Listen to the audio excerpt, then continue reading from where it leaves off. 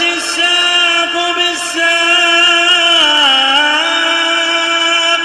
إلى ربك يومئذ المساق. بسم الله الرحمن الرحيم. الحمد لله رب العالمين، والصلاة والسلام على رسوله الأمين وعلى آله وأصحابه أجمعين. أما بعد. Pada pembahasan yang lalu kita telah masuk pada permasalahan asy-syafa'ah yang disebutkan oleh Asy-Najmi rahimahullah ta'ala secara umum terbagi menjadi dua. Apa itu? Indah ya Rifqi.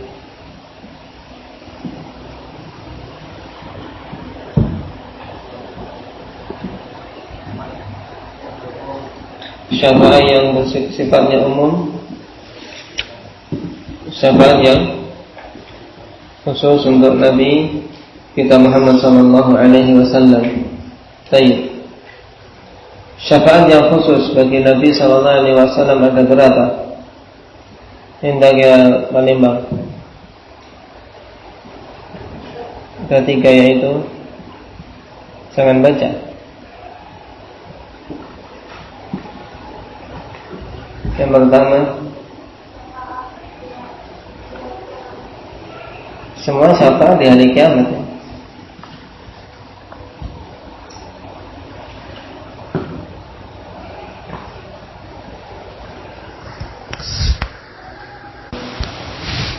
Nah, ini 3 syafaat yang khusus, yaitu syafaat al-uzma, kemudian syafaat dibukakannya pintu surga, kemudian yang ketiga syafaat untuk Abu Thalib sehingga mendapatkan keringanan azab. Apa keringanan azab yang dirasakan Abu Thalib Akbar? Diberi keringanan azab. Nah, diberi keringanan azab di mana seharusnya dia itu berada di darkil asfali minan nar, kerak paling bawah api neraka, kemudian diringankan, diangkat ke dhahdah, ke bagian atas, ya, permukaan neraka, sehingga tapak kakinya berada di neraka. Yaghlimin huma dimaghu, otaknya mendidih dikarenakan panasnya. Adapun syafaat yang sifatnya umum, indah ya Muhammad,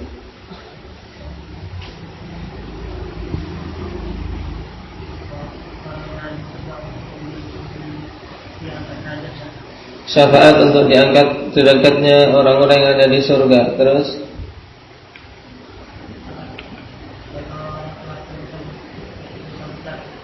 syafaat bagi para dosa besar yang sudah masuk atau belum, yang belum masuk ke dalam neraka, untuk apa? Mendapatkan pengampunan sehingga tidak jadi masuk ke dalam neraka. Terus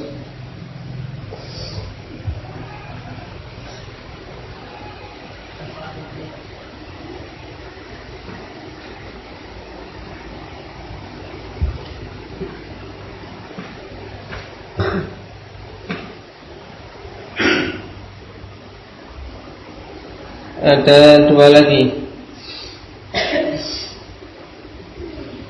dilengkapi indaka rijal.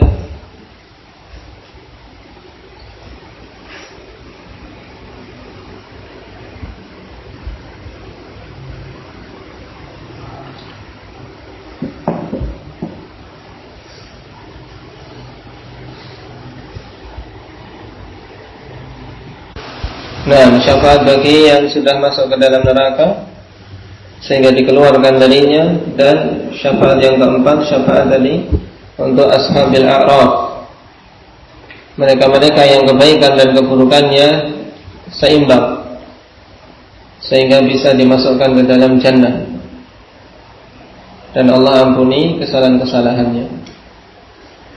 Baik. Ini jenis-jenis syafaat secara umum. Nah, yang mutsbatah. Nah, yang ditetapkan dalam syariat. Dan di sana alhamdulillah, kalau kita lewati dulu dalam pembahasan tauhid, nah, bahwasanya ada syafaat jenis yang lain, yaitu syafaat manfiyah, syafaat yang tertolak. Nah, di mana tidak terpenuhi padanya syarat-syarat syafaat, sebagaimana yang dilakukan oleh orang-orang musyrikin. Mereka meminta syafaat kepada berhala-berhala.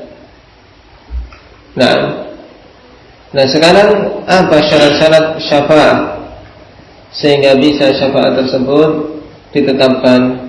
Indaki Ahmad.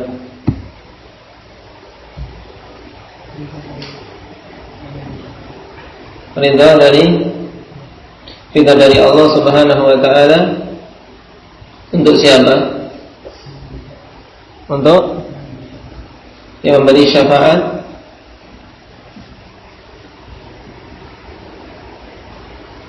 Dalilnya?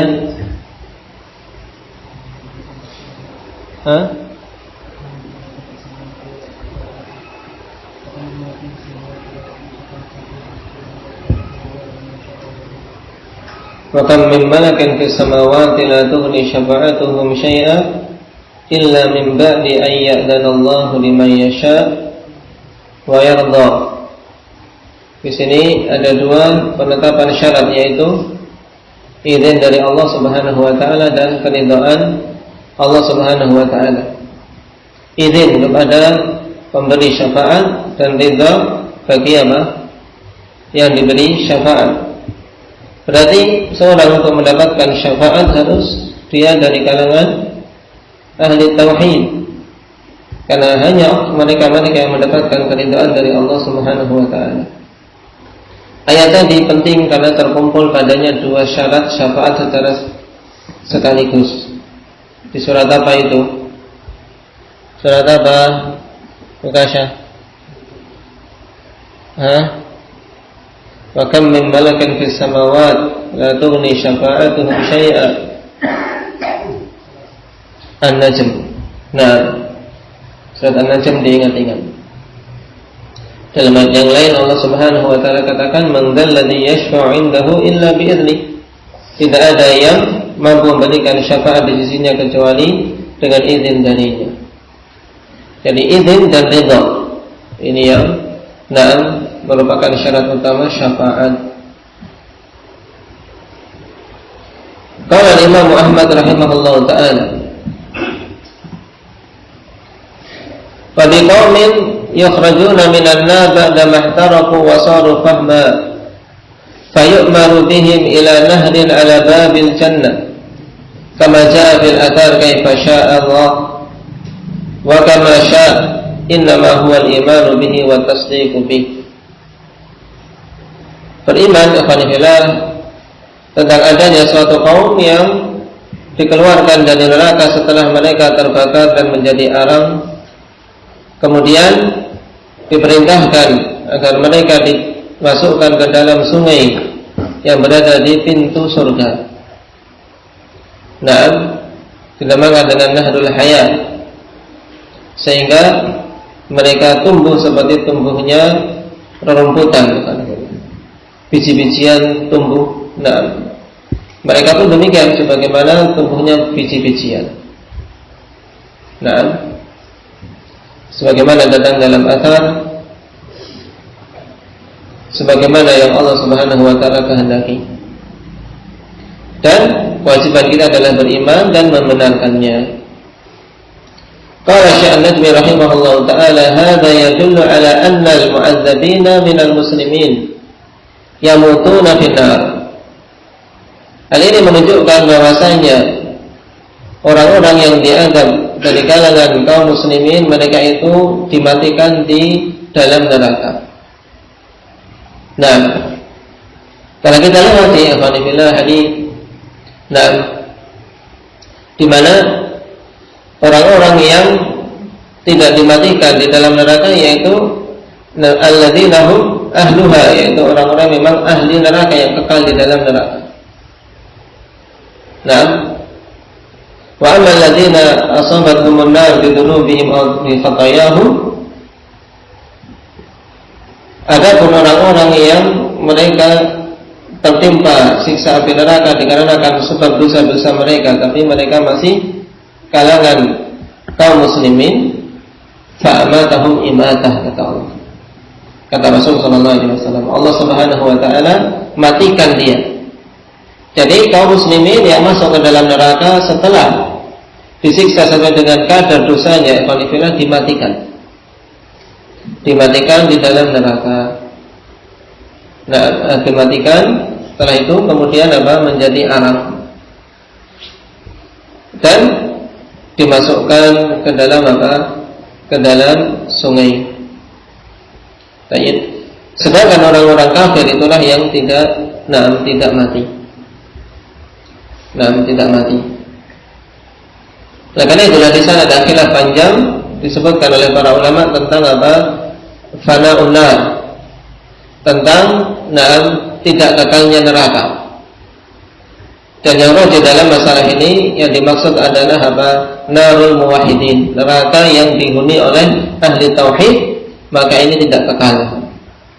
Kenapa? Karena semua ahli tauhid akan dikeluarkan dari neraka. Nah, ahli tauhid yang mereka tertimpa azab dikarenakan dosa-dosa mereka, setelah diazab sesuai dengan kadar dosanya, maka akan dimatikan oleh Allah. Nah, annal mu'adzabin minal muslimin yamutuna finnar, mereka akan mati di dalam neraka. Amma ghairuhum fa innahum la yamutuna fiha wa la yahyun. Adapun selain mereka, yaitu selain kaum muslimin dari orang-orang kufar wal musyrikin, mereka tidak akan mati, tidak pula hidup. Nah, dalam artian apa? Tidak mati karena mereka merasakan azab. Tidak pula hidup, kenapa? Karena azab yang menimpa mereka sangat pedih, sehingga tidak hidup, tidak mati, sengsara, dan itu sesuatu yang dirasakan terus menerus. Nah, abadi. Wal'iyadu billah. Fa'innahum la yamutuna fiha wa la yahyun. Qala wa nahrul haya awal haya dakhilu babil jannah yudha'una alaihi. Dan sungai kehidupan itu dakhilu babil jannah, berada di bagian dalam pintu surga. Yudha'una alaihi fayambutuna kama tambutul hibbah fi hamilis sayl. Yang ahli tauhid tersebut diletakkan padanya, yaitu dicemplungkan padanya, sehingga mereka itu tumbuh sebagaimana tumbuhnya biji-bijian yang terbawa oleh arus air bah. Air bah yang menyeret biji-bijian, maka kemudian biji-bijian tersebut ada yang berada di pinggir-pinggir, kemudian mereka tumbuh. Ada yang berwarna hijau, ada yang kekuningan, dan seterusnya. Demikian keadaan ahli tauhid yang mereka dikeluarkan dari neraka Allah Subhanahu wa taala setelah menjadi haram. Qala Ibnu Al-Athir rahimahullah, wa huwa ma yaji'u bihi sayl min tinin aw butha'in wa ghairi. Fa'ilun bimakna maf'ul, yaitu fi hamil sayl ay mahmul, yaitu sesuatu yang dibawa oleh sayl. Nah, sesuatu yang dibawa oleh sayl berupa lumpur atau busa dan yang lainnya. Nah, yang dimaksud di sini hibbah yang tercampur dengan sesuatu yang dibawa oleh arus air bah tadi. Fa idza taqafat fihi hibbah wastaqarrat ala syatti majra sayl fa innaha tambutu fi yaumin wa lailah. Maka apabila lumpur tersebut atau sesuatu yang ada bersama dengan air bah tadi itu di sana ada biji-bijiannya, kemudian tetap di situ dan dia terdampar di pinggir aliran air bah, maka akan tumbuh dalam jangka waktu sehari semalam. Fashabbaha biha sur'ata 'udi abdanihim wa ajsamihim ilaihim ba'da ihraqin nari laha. Kata Ibnu Al-Athir rahimahullah ta'ala, Rasul sallallahu alaihi wasallam dalam hadis kama tambutul hibbah fi hamilis sayl, nah itu disamakan ya tumbuhnya kaum muslimin setelah mereka terbakar dan dimatikan dikarenakan azab yang mereka rasakan di neraka, alhamdulillah, kemudian mereka dimatikan, disamakan tumbuhnya seperti tumbuhnya biji-bijian yang terbawa oleh air bah. Karena dari sisi cepatnya, ya cepatnya kembali badan-badan mereka dan jasad-jasad mereka setelah apa? Setelah sebelumnya menjadi arang, sudah terbakar, wala'iyadzubillah. Nah, dan semua alhamdulillah yang disebutkan di sini ringkasan dari apa yang ada dalam hadis yang panjang seputar syafaat. Anda bisa merujuk dalam Sahihain, dalam Sahih Muslim pada Kitabul Iman di bagian akhir-akhir. Kitabul Iman, kitab yang pertama dalam Sahih Muslim, saya dilihat di bagian akhir tentang masalah syafaat. Nah, waqad ankara syafa'ata al-khawarij wal mu'tazilah al-qailuna bi taqlidi ashabil kaba'ir minal muslimina finnar. Dan telah mengingkari tentang permasalahan syafaat ini orang-orang khawarij dan mu'tazilah, yang mereka berpendapat bahwasanya pelaku dosa besar itu kekal di dalam neraka. Ya, pelaku dosa besar dari kalangan kaum muslimin di sisi orang-orang khawarij dan mu'tazilah kekal di dalam neraka. Mereka sama pada hukum di akhirat, alhamdulillah, walaupun di dunia mereka menghukumi berbeda. Apa bedanya Indah Kiai Zakaria antara Khawarij dan Mu'tazilah dalam hukum di dunia terhadap pelaku dosa besar?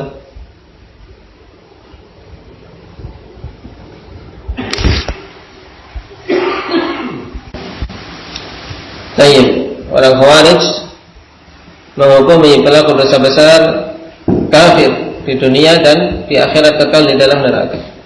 Mu'tazilah tidak berani langsung menghukumi kafir, tapi mereka ciptakan suatu kebid'ahan, yaitu manzilah bainal manzilatain. Pelaku dosa besar dihukumi tidak muslim, tidak kafir, tapi berada di tempat di antara dua tempat tadi, antara muslim dan kafir. Namanya manzilah bainal manzilatain. Tapi hukum akhir di neraka apa yang mereka tetapkan? Tasya, kekal di dalam neraka. Berarti sama tidak? Sama dengan orang-orang Khawarij. Nah, cuman Mu'tazilah tentang hukum di dunia tidak berani tegas. Hasilnya sama. Nah, demikian kesesatan ikhwanillah. Nah, terus menerus menyeret pelakunya apabila tidak kembali kepada bimbingan Al-Quran maupun As-Sunnah. Ingin lari dari sesuatu yang mereka anggap salah, tapi tidak, larinya tidak menuju kepada sunnah. Akhirnya ciptakan suatu kebid'ahan baru. Lari dari bid'ah menuju kepada bid'ah yang lain. Allahul musta'an.